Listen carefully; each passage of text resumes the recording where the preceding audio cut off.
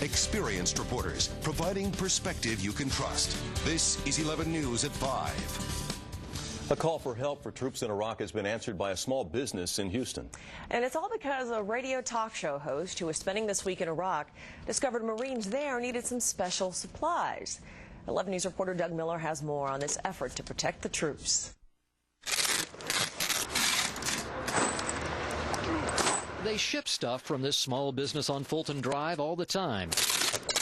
But this shipment is different. We're trying to do our part. What they're packing in these boxes is going to Iraq. Not like shipping to Cincinnati. How this happened is a long story. Maybe you remember Casey Owens, a young Marine from Houston whose family threw him a nice party just before he went to Iraq. And maybe you remember his Humvee hit a landmine and Owens lost his legs. And we're going to go to Congress. A KSEV talk show host, Edd Hendee, is now in Iraq. He saw what's left of Casey Owens' Humvee and discovered troops from Houston needed some parts to attach new armor. How we're doing on the list?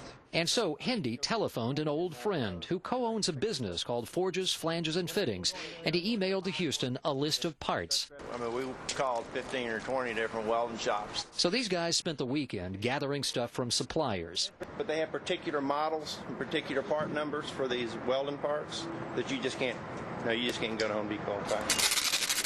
They figure this is costing $4,000 or $5,000, but they're not really counting. And for the sacrifices that these guys are making, this is nothing. This is absolutely nothing.